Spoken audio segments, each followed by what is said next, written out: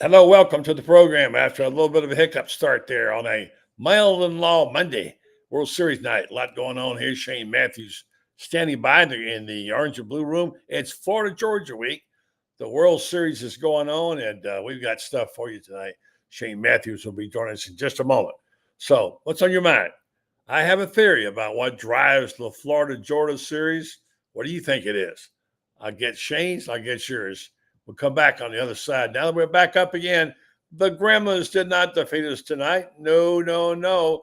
We're still here, and we're going to be here for the next hour or so. Hope you'll join us at some point. Give us your thoughts. What drives the Florida Georgia rivalry? Well, I'll get your thoughts. Old buddy Martin, call him up and tell him what you're thinking, but be kind because he's doing the best he can. Better, stronger, faster.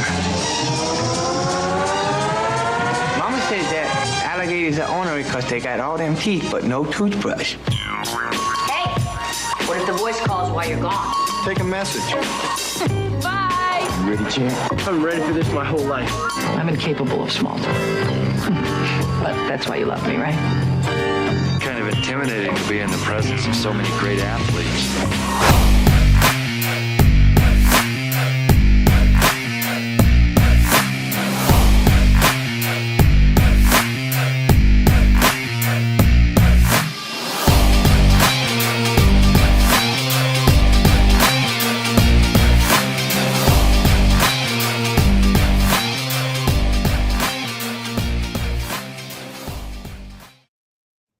Good evening and welcome to the program. I'm Buddy Martin. This is Melvin Law Monday. Apologize for the lateness.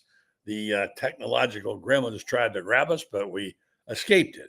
And tonight in the program, we're going to have our stellar quarterback expert, Shane Matthews, who saw plenty this past week. He actually had an open date, and I'm sure he watched some of the games, as did I. Some changes. Looks like the conference is beginning to sort of even out somewhat. Some surprises, and we'll see where Florida stands.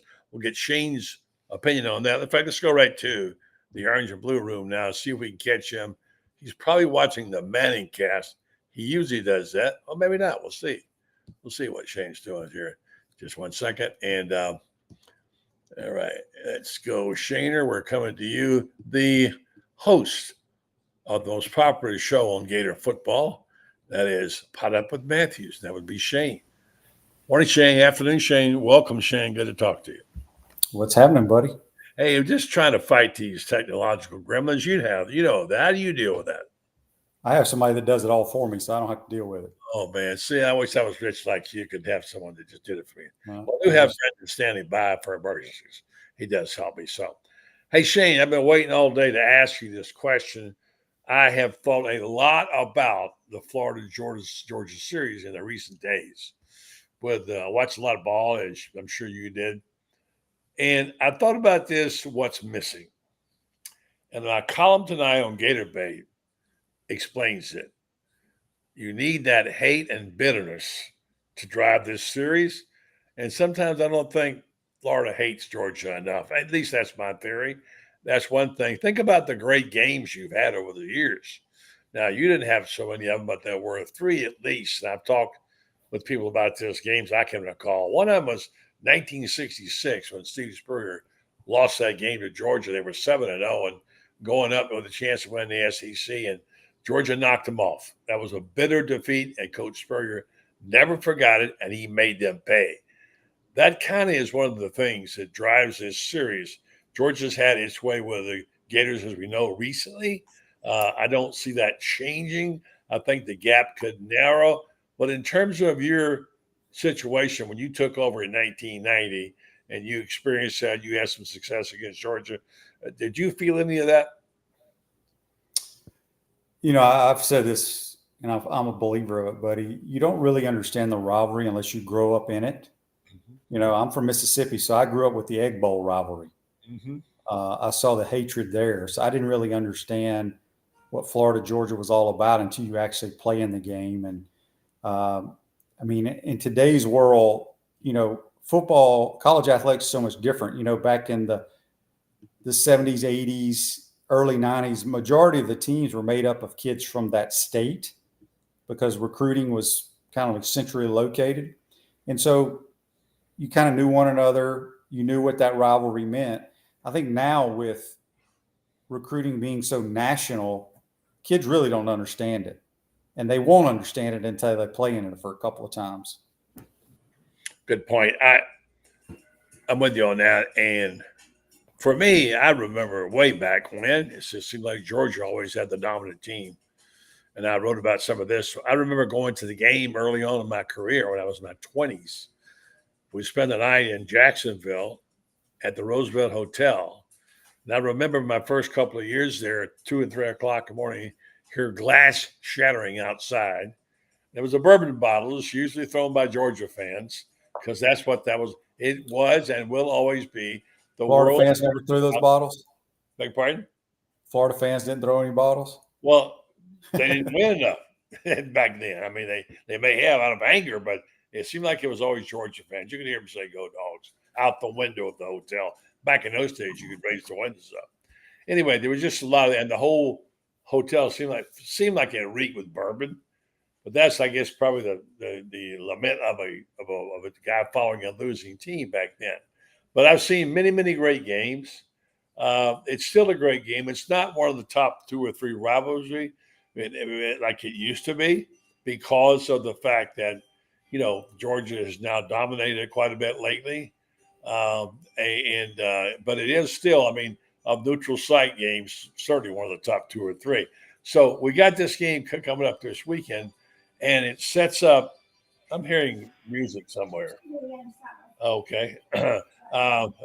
So the thing is that what you're seeing here is the dissolution of a great rivalry, and because Georgia's had its way. Tonight on the program, I have Tony Barnhart a little later.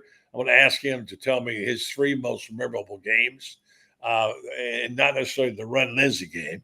And I have picked out a couple, and certainly I know you'll remember some.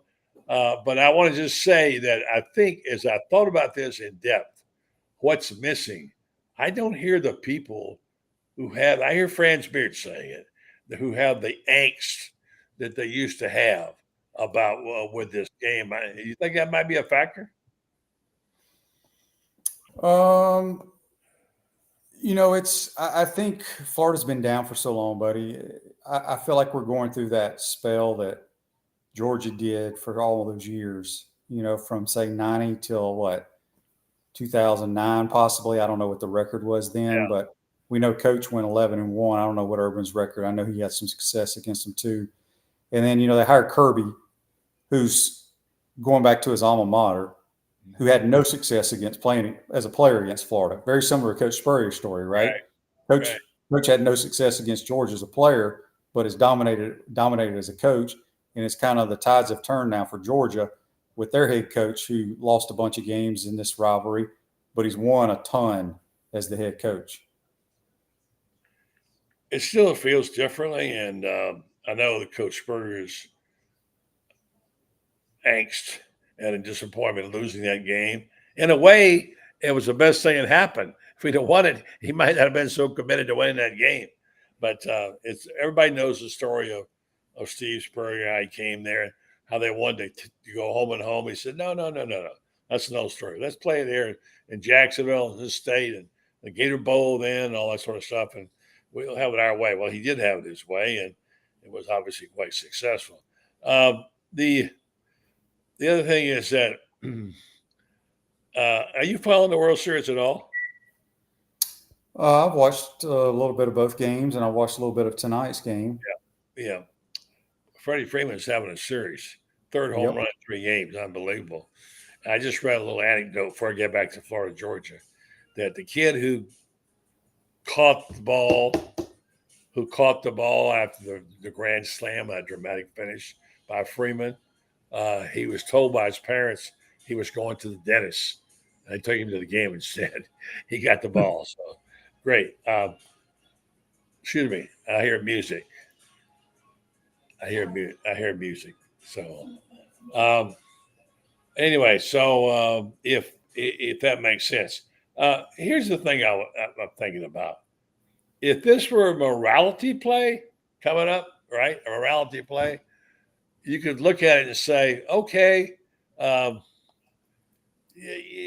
Georgia's had this bad look lately of players getting in trouble with the law on the road. Even one former player had a death involved in it. It's not a pretty sight. It's well known the number of instances that have happened. I don't think that necessarily makes bad people. It's a bad boy look, and there've been a lot of arrests there. So this often comes, Shane, with success. When people get the big cars and what have you, it happens. On the flip side, and this is interesting, Napier's got a bunch of choir boys. I mean, if you think about it, he gets tagged with that reputation. Today, he actually addressed that somewhat in his press conference, talk about the fact that they have developed character, which has led them to stay together during this time. Now, I'll give him that. They have kept them together. Somebody did. So from that standpoint, it is. But you still got to play it out now. We got the game. We got recruiting. We got NIL coming up. And we don't know yet if they're starting to turn the corner or what. It is better. It's a different feeling. But I don't know yet how far. Do you, Shane? No, I mean, we won't know until the next 4 weeks, buddy. I think people are kind of optimistic, but I said on my show today, you got to look at reality too. We've won 4 games, and I believe all 4 teams have losing records that we've beaten. Now we've lost to some good teams, so time will tell. I mean, we're going to play some really good defenses in the next 4 weeks, and we're going to play some elite offenses with elite quarterbacks. So it'd be a good test to see where we stand. And, as we've seen in college football, crazy things have happened, but we're going to have to play our best game we've ever played. And we're going to have to get some turnovers like we did against Kentucky to have a chance against Georgia. It does feel a little bit different. And you hear a lot of neutral people talking about Florida now that you didn't hear before, where they're saying, well, I think this Florida team is looking better. So there is that element from the standpoint of the look. And I think people are beginning to realize Florida's got players. They can play. Not that beating Kentucky was like a world beater thing, but certainly impressive. We know about the 2 freshmen who played so well. We talked about some last week, and now we'll see how this carries over. But I think it now makes it, as we said last week, it makes it kind of fun to start following Florida football to see these young freshmen. Now, there is the revenge angle on one thing. As I said in my column, revenge, hate, those bitterness, that's what drives this series. Billy dodged it today as we thought he might. That's the Trevor Etienne thing. You have a different feel about this, I know. But a lot of fans are really upset with Trevor Etienne. And a few players, although Pyburn said today he'll always be his brother and he went to war with him and he'll never hold it against him. But when your star player, he was the star player, at that point it leads you to go to the other side. You can't help but have a little bit of anger toward that person or something and heats up the rivalry. However, Billy failed to embrace that today, which I understand why. He says playing against your former players is the norm now. He says it's the norm. It's not the first time, not the last time. We played them before, several players. But this wasn't just some player. This is their star running back that went over there. And I know a lot of Gator fans who personally are really ticked about it. And there is that element. But he was no random dude. He was a special player. But even if he was a liability as a pass blocker, and we did end up seeing some terrific young freshmen, DJ Lagway has turned out to be super fun to watch. Jaden Ball now has come to the fore, and so no, it's not the first time. So I think this is going to be interesting. I would say at least it would lead to fire up a few people at least. Yeah, it might. I'm totally not a fan of NIL, but I realize that it is here to stay. And let's be honest, he got more money to go to Georgia, a lot more. Mm-hmm. And I think majority of the players, on regardless of what the roster is, would do the same thing. So if it was the old days, I would say, yeah, there's probably some hatred there, but it's all about who's going to pay me the most. And you're going to see I mean, look, let's look at Ole Miss's tailback, who's at Ohio State now. He was the starting tailback in the freshman of the year, I believe, in the conference, but he took more money at Ohio State. So you're going to see this year in and year out, guys bouncing around. Whoever's going to offer the most money, that's where they're going to go. There is no loyalty in college athletics anymore. No doubt about it. They asked Jack Pyburn today, who, by the way, is really enjoying his new role now. He's a fullback too, you know. That's making him play fullback. He says that he thinks that these two teams are kind of close in talent. He said they just barely beat Kentucky, and Kentucky can't beat him. That was Coach Spurrier. Coach Spurrier said that. Talent-wise, I think we're pretty close. They just barely beat Kentucky, Georgia, and Kentucky can't beat him. But Jack Pyburn says he said, at the end of the day, the guy is my brother, blood, sweat, and tears. Came here together for 2 years, came in with him. He's a great friend to me. He always has been. I have respect for him. I'm just really looking forward to competing against the game. There's no friends on the field, etc. Okay, so people are telling me I'm full of beans that he was a second string running back. He was not a second string running back. He was a guy who played a different running back position. He couldn't block the blitz very well, but he was the guy who could break the. I mean, I get where you're coming from, but that's my view. Maybe I'm wrong. Maybe they're all right. All right, so we got the game coming up. You didn't think about this, but you know who's calling the game? Chris Fowler and Kirk Herbstreit. I thought, what's the big deal? I forgot this has always been Gary Danielson game. This has always been CBS. So for the first time, Fowler and Herbstreit get to call it. That'll be good. So, give me your thoughts about how things shake out right now before we call Tony Barnhart. Tell me how you think the program is doing. Are they making progress? Do you look? This is a big game. What do they have to do to get your respect? You got to beat these next four. I mean, you got to beat some of these next four teams, buddy. People talk about I need to see improvement. I need to see how we play. That gets you nothing in today's world. It's all about wins and losses. And, for us to even compete in this Georgia game, it's going to be on the line of scrimmage. We all think the O-line and the D-line have made some steps. I do think they have.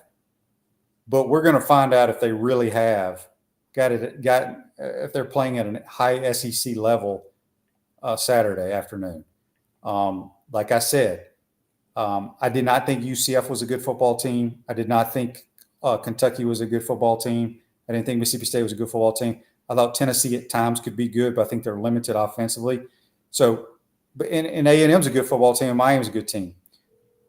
But yeah, look. I mean, we could sit here and talk about this for hours and hours and hours. Bottom line is we're playing Georgia, Texas, Ole Miss, and LSU. We need to find a way to beat some of them. I mean, I don't know what else to say. What's the best chance? LSU? I don't know. I think LSU is very good. I think they're extremely good on offense.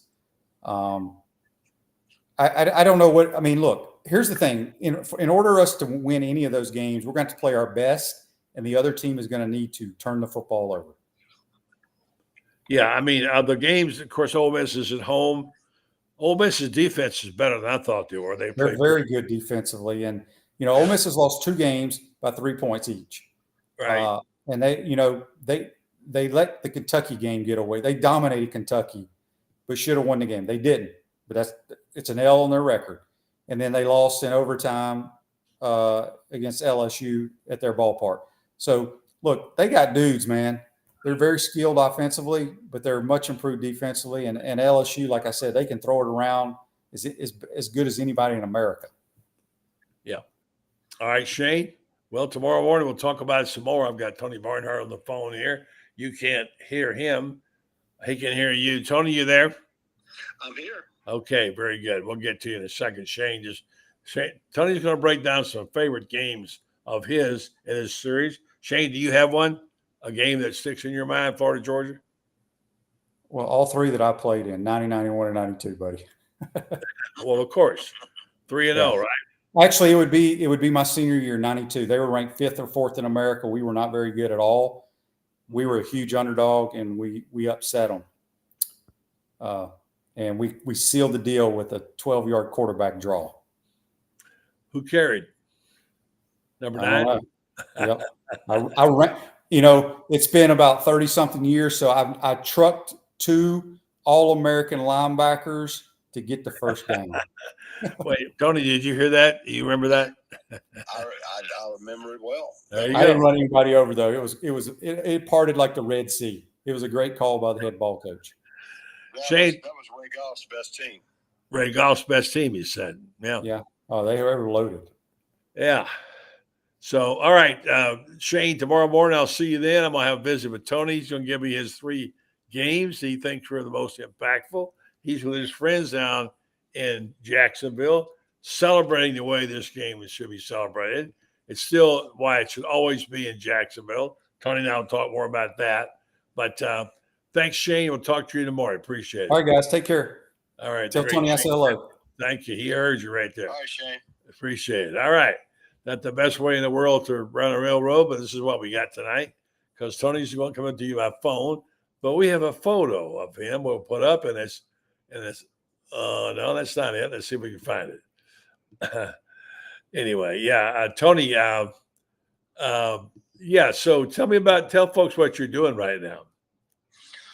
Well, we have our own website. Me and Mark Lausch and a couple of my other newspaper buddies, we started a website about 4 years ago just to have a home base. We're all basically out of the newspaper business, but collectively we spent, well over 100 years in the newspaper business, and we're doing fine. I'm on with my friend Buddy Martin from time to time whenever he needs a little help. I do a radio show out of Nashville with former Tennessee assistant Doug Matthews. That's on Saturdays from 10 to noon. And so as I told somebody the other day, I'm as busy as I want to be right now at this point in my life. I understand. All right. Well, tell me, we're going to talk about 3 games tonight. I asked you to give us your take on it. What 3 games you want to talk about, and you gave me the years. Let's go down on one by one and discuss these 3 games. I would not allow you to use the Run Lindsay game. That's what that was not fair. So you picked out 3 games, and they were, let's see if I got them here someplace. 1975, Georgia won 10-7. Why that game? 1975, I was a student at the University of Georgia with this crazy idea that I wanted to be a sports writer, but I could not go to the Georgia-Florida game or Florida-Georgia game.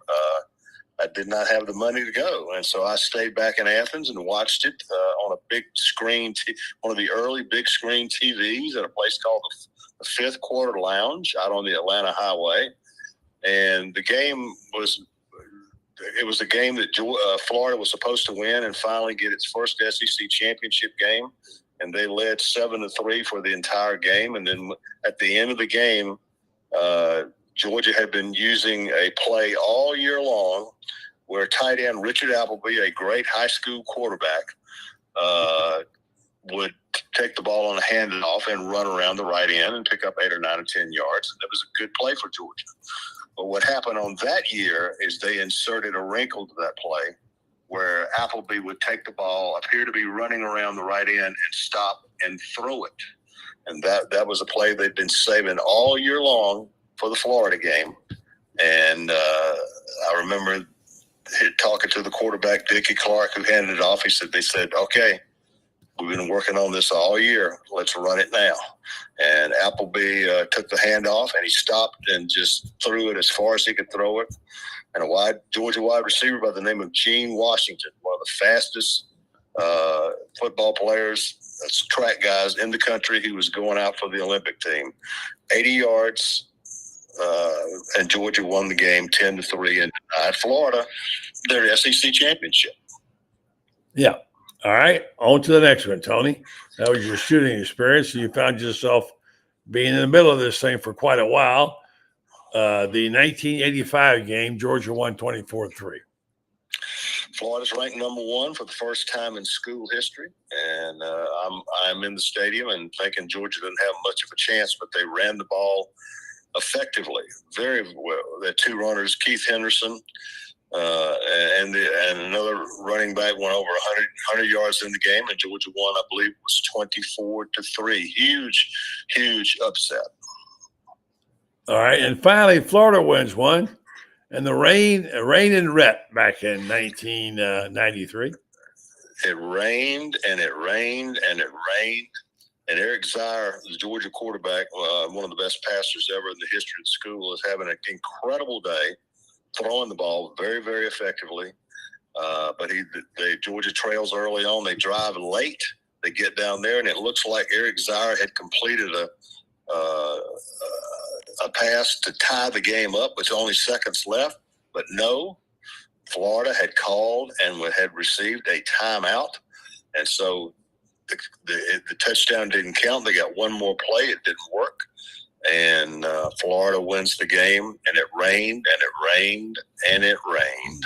And I think this is the right story. I think it was Danny Werfel was the Florida Gator quarterback that day and said something to Coach Spurrier about, Coach, the ball is really wet. It's raining. And Coach Spurrier pointed to Eric Zier. Said, doesn't seem to be bothering him very much. Even if it's not true, it sounds like Spurrier. And Danny did not throw a wet ball very well, as I recall. It's very true. Well, Tony, you have a great time with your friends down there in Georgia, and enjoy. Any final thoughts? Is this going to be a massacre? Georgia in favor by 18.5. Florida play a little better. I think that's a little rich. I do. I think Florida's definitely getting better. Playing with much more the way that they dominated Kentucky. Are you kidding me? That game is always close. And so I think Florida. Do I think Georgia's going to win the game? Yes, I do. But I don't. That 18.5 seems a bit much to me. The great Tony Barnhart. Appreciate it, Tony. 19 Green. Appreciate it. I'll talk to you again next week. All right, buddy. All right, Tony Barnhart, and standing by as we're about to get to our first commercial of the program. Had a little bit of a late start. Is our pal Franz Beard. I want to thank him for his hanging in there through some tough times. Well, I'll tell you about our sponsor, Meldon Law. This is Meldon Law Monday. Of course, you know that they've been involved in our program for a long time. They are an official law firm for the University of Florida. They want you to understand they're there for you if you have a need. For instance, if you don't know what lawyer to get, who to get, where to go, call them up and ask them. I can speak from personal experience. They were really, really good. They've done a terrific job for me personally. And I'm like you. They give you the same kind of service as they do me. Meldon Law, they are involved in the program, as I said, as both a sponsor, and of course, they are very much involved in the day-to-day and the promotion of Gator football. Meldon Law, they won't back down, and neither will this guy. Franz Beard just keeps coming back.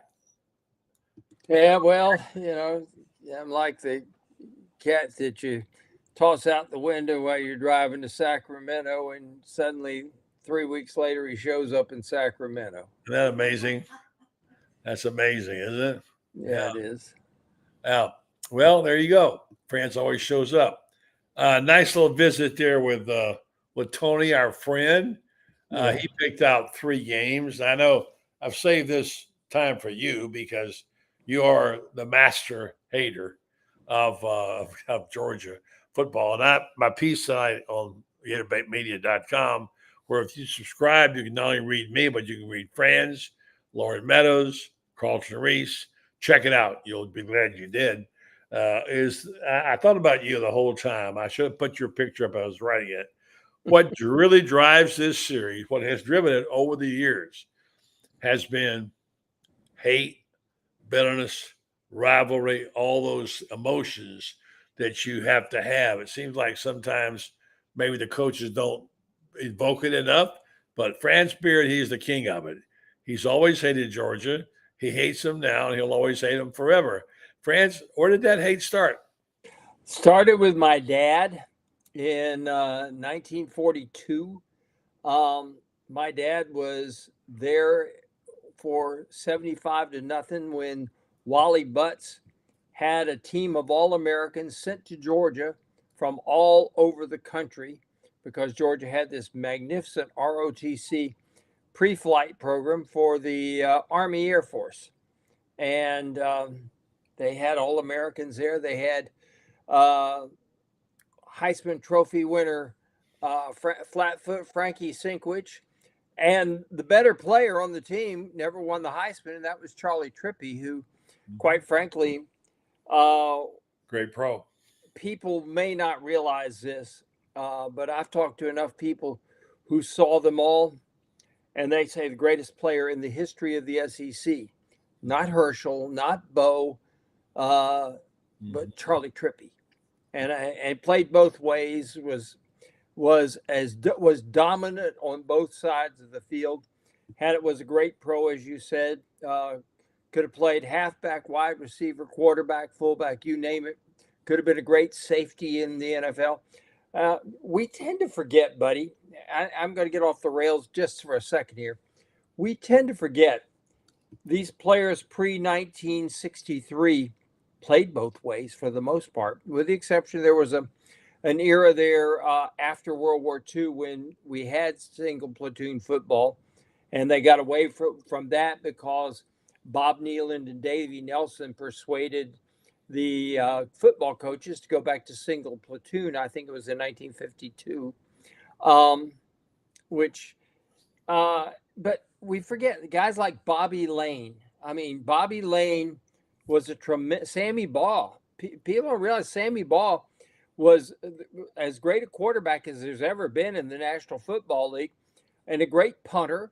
By the way, he's no kin to Jaden Ball. No, but there may be some family tie somewhere in there. But Sammy Baugh, my goodness, tremendous punter, the best safety in the NFL during his era, quarterback, runner, you name it. I think our late friend Dan Jenkins went to his grave. That I think probably the three players he probably admired the most were Sammy Baugh was one of them. Sure.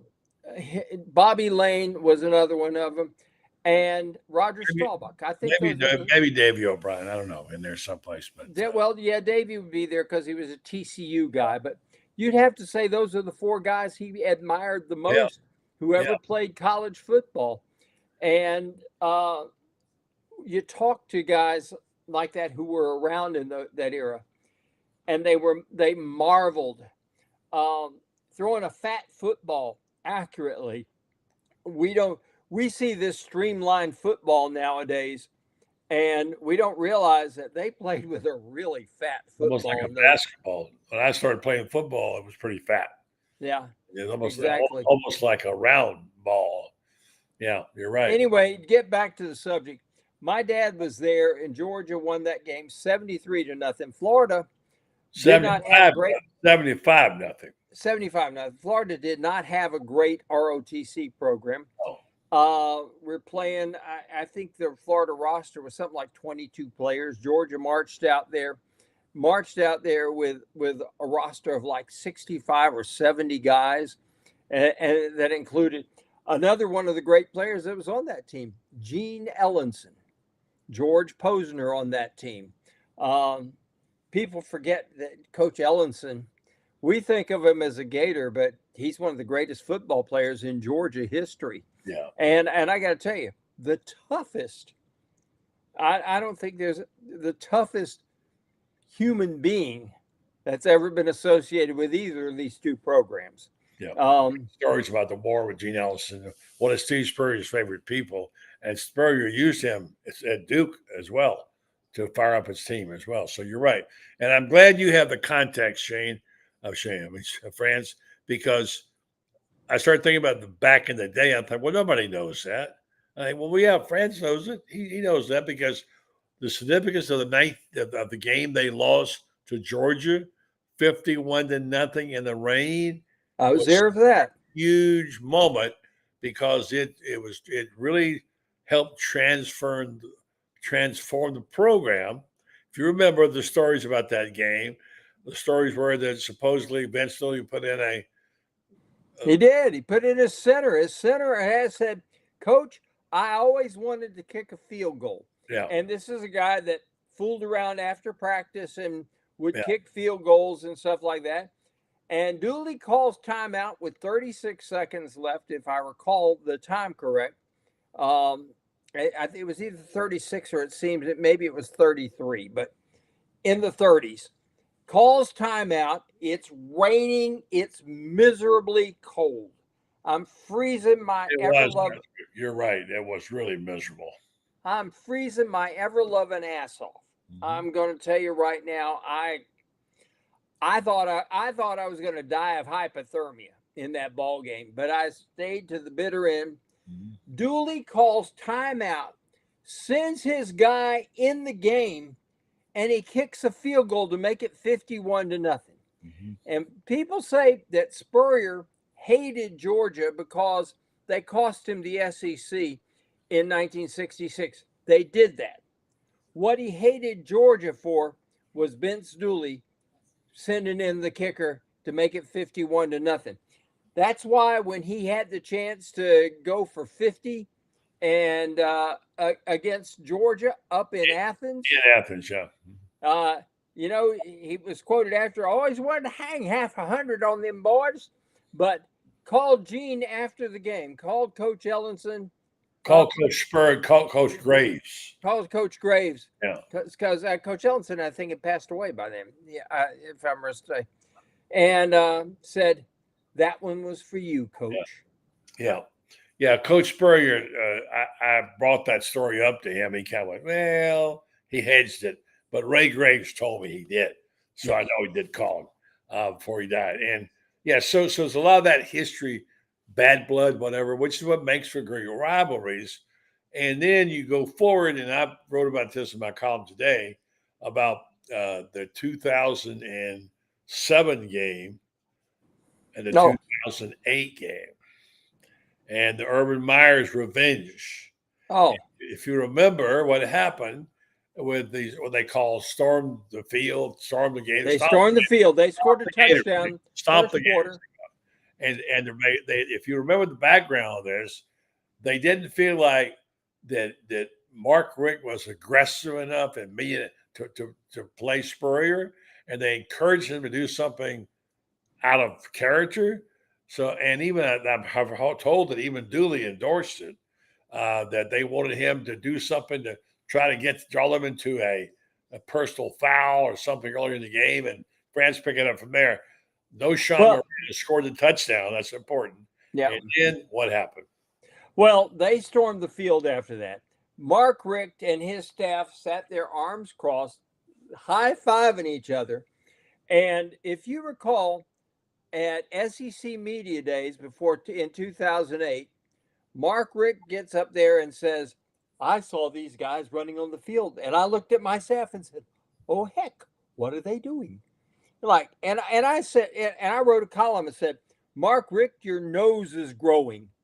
And of course, I was on Radio Row, and I lit up a bunch of phone banks on there. In fact, I blew out the phone bank on a show in Columbus, Georgia. Blew it out completely because I was on there, and everybody said, "How could you write that? Mark Richt is a fine Christian boy." Yes, he was, and he was a lying sack of garbage that day because he stood up there in front of everybody and tried to tell everybody that. Urban comes on afterward. And Urban, and let me go back, regress just a second. One of the incredible things that happened was the Gators had enough discipline, despite the fact that you watch and you got Georgia guys doing this and hollering, F you Gators, and all this stuff, trying to create an incident that would negate their 15-yard penalty. They should have, and the Zebras know it, and the SEC knows it. This is pre-Sankey. And Mr. Slive, Commissioner Slive, knew it, and he knew he should have done it. he should have jacked Georgia up for that. Yeah. And the officials should have thrown people out of the ball game. Yeah. They didn't. Florida did not retaliate. So Urban, and that's a miracle because I'm it telling you is. that, I mean, they were just disrespected and dumped on, and they tried to entice them into fights, and they walked away without a blow, and it was a miracle they didn't. And Yes, it was. Yeah. After that, Franz, what's important after that, if I may just jump in here, was how would Urban react? Yeah. Because revenge is a big part of this series, whether you want to admit it or not. You and I have been around long enough to know that. Oh, yeah. And so Urban was great. Urban at SEC Media Days follows Rick the next day. And the first question asked was basically, I'm going to paraphrase it, are you buying into that load of garbage that Mark Richt threw up there? And Urban just simply said, we'll act appropriately at the appropriate time. Yeah. Because if you remember at that time, I was doing the book with Urban. Yep. I had a lot of inside information. He told me a lot of things. He would never tell me what he had planned. And I had no idea, but I knew he was seething about this. He was so angry about it. I thought, what is he going to do?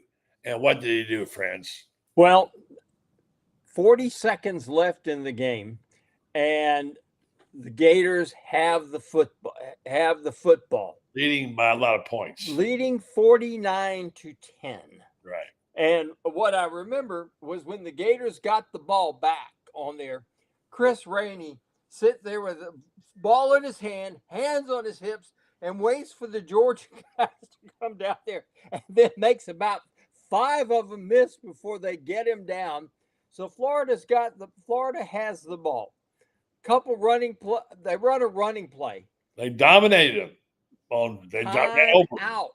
40 seconds left. Time out. Vern Lundquist is up in the booth saying, what?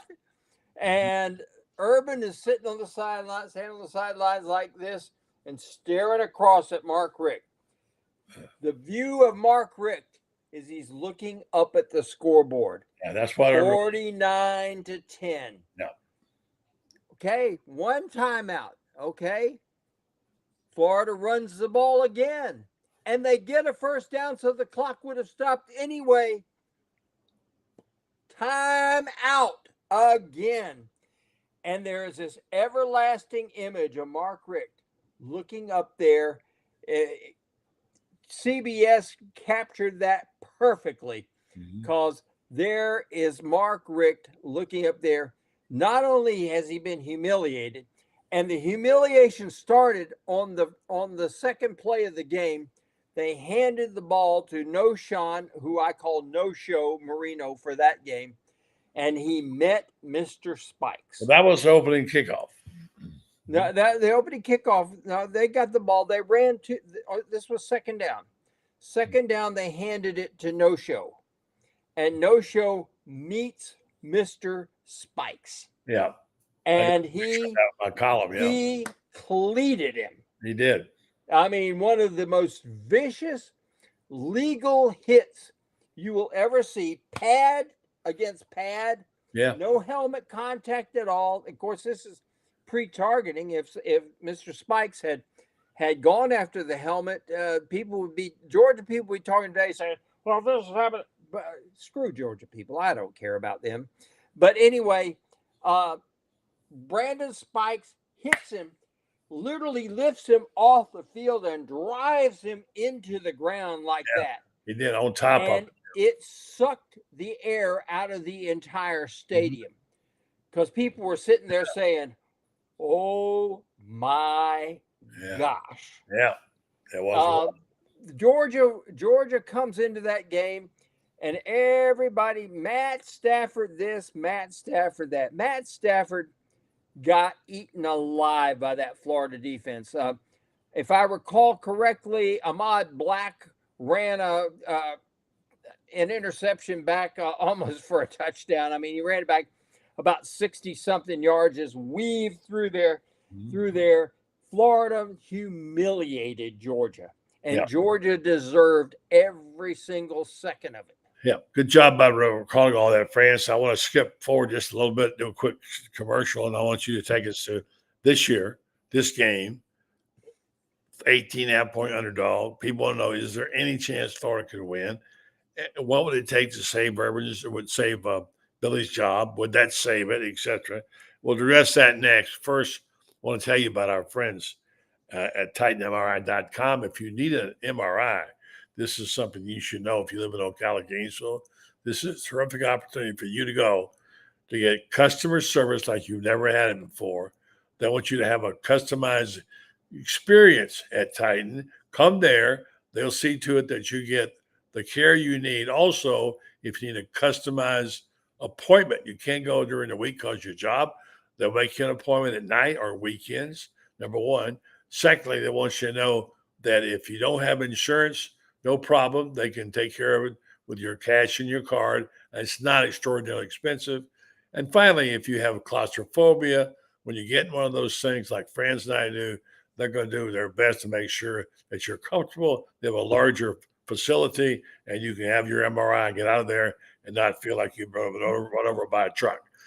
TitanMRI.com. Check them out if you need an MRI. Francis, Yes. do you think Billy is going to keep his job no matter? Do you think, as someone suggested, DJ Lagway has saved his job? Do you think Florida will have a puncher's chance? And what do you think Billy has to do to stay employed? He's going to get to 5 wins.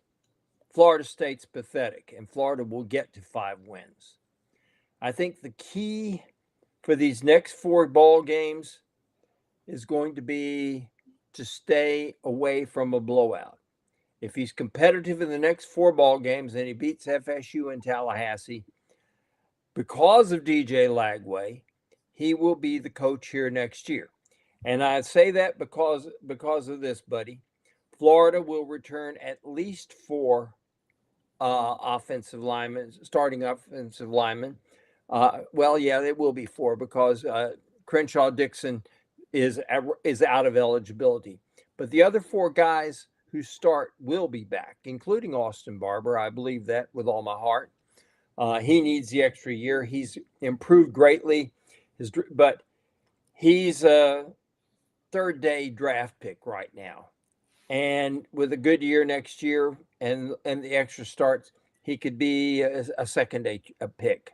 And Jake Slaughter, quite frankly, I think is the best center in the SEC. Well, he's really playing great. He's ranked 6th, I think, overall in the country. Trinity Catholic boy who is just absolutely. And talk about brains. This kid just looks at things and analyzes instantly. But I think that they're looking at the fact that, okay, 4 linemen coming back. Jaden Ball's coming back. Trayon Webb's coming back. A guy that we hadn't seen who they love, KD Daniels, is coming back. Jacoby Jackson coming back. 4 great. I'm telling you, these guys are potentially great running backs. I think that Elijah Badger may come back. And I say that because I think that the way he plays, give him another year with Lagway, the way they connect together on the deep ball, I think he could play himself into being another Ricky Pearsall. Ricky Pearsall, people forget, could have gone out after his first year there playing with Anthony Richardson. He could have gone out. He could have been drafted, would have been drafted 4th or 5th round easily. By coming back, spending that year with Graham Mertz, Ricky Pearsall becomes a 1st-round draft pick. That extra year working with Billy Gonzalez made all the difference in the world. And I think Elijah Badger, particularly because if you look, buddy, at his stats from prior to being at Florida. Now, this is a guy who right now is leading the country in average per catch, 23.8 yards. Last year at Arizona State, 10.97. Year before, 12.37. Year before, 8.71. This is a guy who all of a sudden has blossomed under the aforementioned Billy Gonzalez. Billy Gonzalez, I think, is as good, if not the best, wide receivers coach in the country. And you give him another year. Trey Wilson, if he can stay healthy, Aiden Mizell, Tank Hawkins, TJ Abrams. Now I'll tell you something else that's interesting. Shamir DK could come back for another year as well. Yes, he is eligible. He's going to be something else. He played in 2020. He is eligible to come back. Elijah Badger played in 2020. That means that they can come back next year, both of them. I think there's a possibility at least one of them comes back. But you got Lagway with receivers like that. Then you go over on the defensive side of the football. They just about returned the entire defense, buddy. They're going to lose Jason Marshall, but I'm convinced Cormani McLean is going to play with a chip on his shoulder and is going to have an absolutely fabulous rest of this year and next year as well. Sometimes some of these guys who get these big NIL deals and stuff, and they have a fall from grace, sometimes that's the best thing that could happen to him.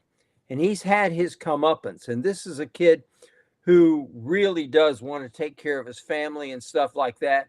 I think you're going to see him come back with just a load, an absolute load on his shoulder to do the best he can. The linebackers, my gosh, these linebackers are playing so well. Grayson Howard and Shamar James, really, really good duo. But that defense is coming back. I'm looking at all this and I'm saying to myself, do you risk Lagway, who I think general consensus, I don't think you can find anybody in the country, buddy, who would say that this guy doesn't have superstar written all over him. Mm-hmm. I have a long time friend who's a scout with the Jets, who I talk with periodically, and I've had a text conversation with him this past week, and he said, "Holy poop!" He said, "This guy throws an NFL deep ball if I've ever seen it." And do you risk losing that guy? Because if you fire Billy, the temptation is going to be there. He's going to have every kind of offer out there. He could be, do you risk losing that? No. Is the difference between 5-7 and 6-6, is it worth it to you to lose that guy? Yeah, let me ask you about that 5-7 and 6-6, because I make it a habit to look at the standings real close in the SEC every week. And if you look at the standings, you see, we know Texas A&M and Georgia are the lead dogs, are the ones going to be the teams to beat. Texas is still up there, but we know they're slipping. LSU now has a hiccup, and then Alabama has a hiccup. How about Arkansas? Found a quarterback now. There suddenly. You got Missouri, who now shows what they're really made of. They're not really that good a team. Ole Miss is struggling, but has a good defense. Vandy looks good. Florida looks good. South Carolina. My point to you is there's teams that you got to watch out for are in that middle pack. The Arkansas, the Vandys, the Floridas, the South Carolina can jump up and bite you at the wrong time. As we get down to this November, we talked about it all year. November is the month when football, big boy football, starts to have residual impact on your bodies, and you get banged up. So could be some topsy-turvy football, and these teams down here in the middle we're talking about could be the spoilers. Yeah. November to remember. That's what we're going to call this. And I think it's going to be. I like Florida against LSU here in the Swamp. Do you? That's your pick, the one they'll knock off somebody? I believe so. I don't think we're going to get. I just don't think we're going to get Ole Miss. Ole Miss. Ole Miss's defense. Very I good. mean, they had 9 sacks the other day. Very good. They had 9 sacks, and they had 2 of them called. They had 2 more of them called back because of penalties. They're ferocious defensively. They can have, and I point this out because they can have an off night defensively, and the offense can pick them up. They can have an off night offensively, and the defense can pick them up. They can help each other out that way, more so, I think, than Texas can, more so, I think, than LSU can. Georgia has to be, Tony pointed it out earlier. He said they played Kentucky up there, and Kentucky should have won that football Won the game 13-12, or Georgia did. Georgia won the game 13-12. Georgia only won that game because Mark Stoops blew it. Completely blew that ball game. And Kentucky should have won. Who knows how good Kentucky might have been had they sprung that upset. But they didn't. That's the cool thing about SEC football. We have every year this time we look back and we can have a coulda, woulda, shoulda list. And with the exception of the Aggies, everybody 15 teams down has at least 1 or 2, most of them more than that, coulda, woulda, shouldas. Yeah. Florida, I think, should be right now 5-2. I think it's inexcusable that the Gators lost the game to Tennessee. I do too. I just, if Billy loses this job, go for 2 and win it.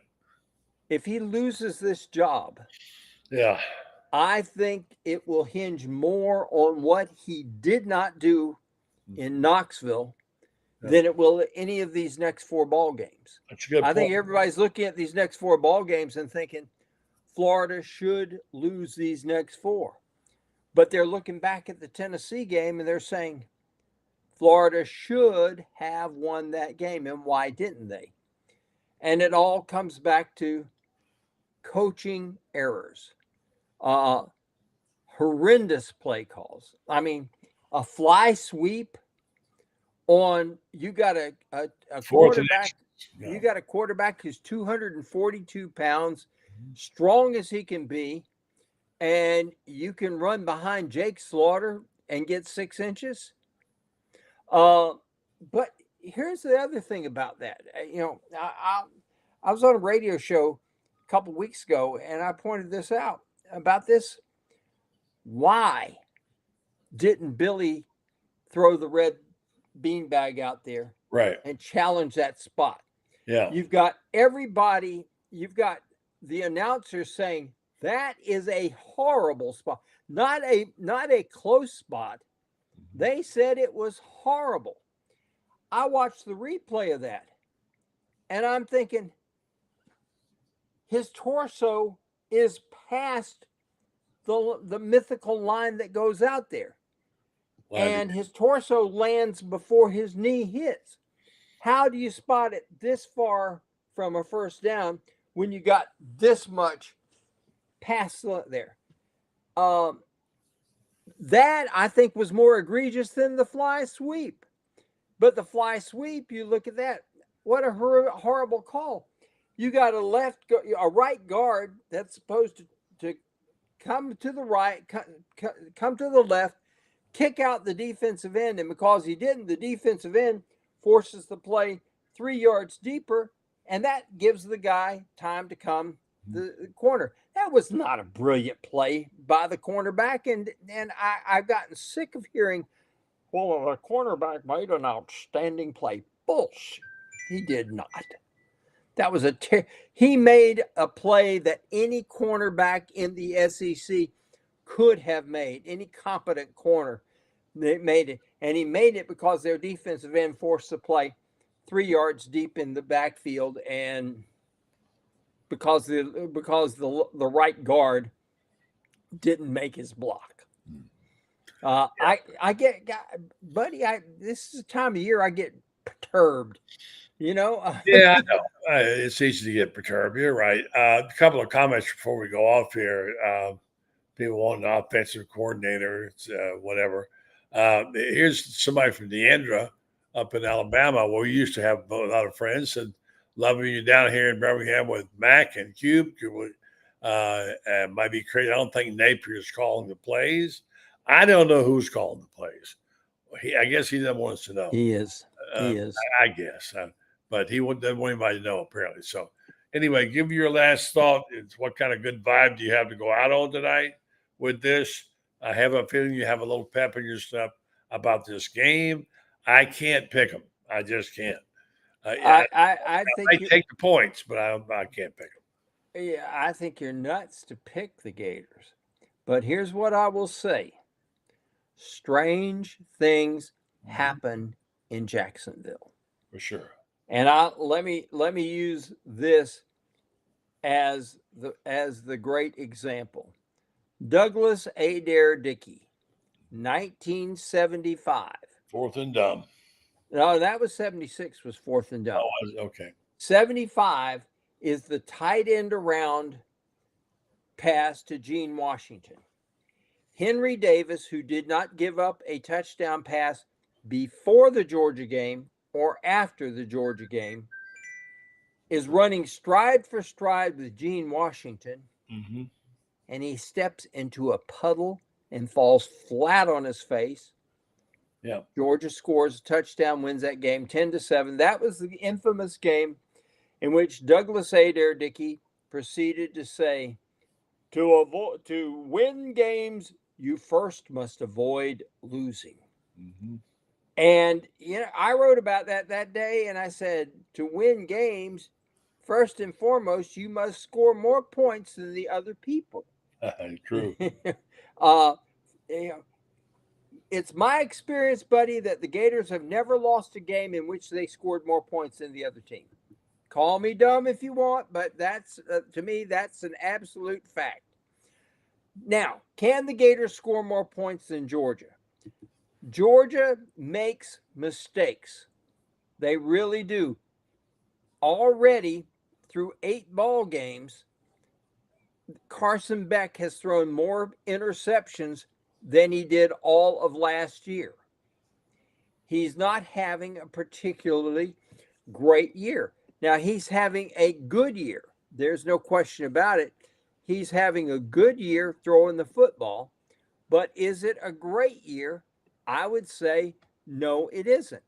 He is averaging 284 yards, 0.7 yards per game, but he's only averaging 8 yards per throw. Last year, he averaged 9.5. And people may say, 1.5 yards isn't much. Yes, it is. The single most underrated stat in all of football is yards per pass attempt, because when you throw incomplete, that's a 0. And so you got to average at least 8. But when you've averaged 9.5 and you're down to 8, that's telling us that your line's not blocking as well. You're not throwing the ball as well. Your receivers aren't running their routes as well. DJ Lagway, on the meanwhile, is averaging 11 yards per pass attempt. Amazing. Yeah. Could something happen? Could somebody step in the puddle? Could happen. Could somebody blow an assignment? Yeah. Do I expect it? No. Could it happen? Strange things happen in Jacksonville, and that'll be my line to go out on. Strange things happen in Jacksonville. All right. Well, check out Franz on GatorBet. He'll have a column up here soon. Tomorrow morning, talking about the Gators playing the Bulldogs. His favorite year of the week to hate. Francis, great stuff as always. Thanks for being on the show, and we'll catch your column tomorrow and catch you later in the week. Can I also throw in this? thank Sure. you to so many people who have reached out about with love and prayers. Yeah, That's yeah. Please do. that's been very, very, very helpful in a very tough time. So Well, thank thank you. you, I leave guys. it up to you to decide how much you want to reveal because it's your mom and your stepdad. We've had many, many people contact us. You've had many, many people contact you, thanking and praying for your stepfather, Dom, and your mom. And I know it's going to be an extremely difficult time for you. So we're here for you. I think you know also, everybody out there, you have many friends. They're here for you as well. Appreciate. All right, friends. Love you, bud. Take care. Love you too. All right, folks, just going to wrap it up tonight for Friends, and we will follow this up with our message that we always like to follow up with on our good friends at Red Star. Without them, we wouldn't be here. They're special people. They provide a special service for you and I. They're concerned about our health, which, my gosh, how much more important can you get than that? Your health. We want to make sure you know how you can help with your own health as well as ours. And if you would like to be a part of this, then we can tell you how. They have clinical research trial there at Red Star on a variety of topics, including asthma, measles, you name it. And if you like to try to really qualify for one, go to redstar.net and check them out. And this is a simple process. You will be allowed to have a certain kind of investigational drugs, not available to other people, and you can get paid for your time and travel. They learn more about your health in our area here, and something that will be helpful to them, to you, and to us. So check them out. Red Star Medical Research, seeking tomorrow's answers for the health questions of today. Tomorrow night, Lauren Meadows will be here with our usual suspects, Rob Brown, and the whole gang. So I invite you back there. We'll be back with you on Wednesday night. Again, don't forget to subscribe to the program. We appreciate that. And also don't forget to go to Innovate and join up and support our writers. Appreciate it. I'm Buddy Martin. Thanks to our sponsors. Thanks to our guests. Have a great night, folks.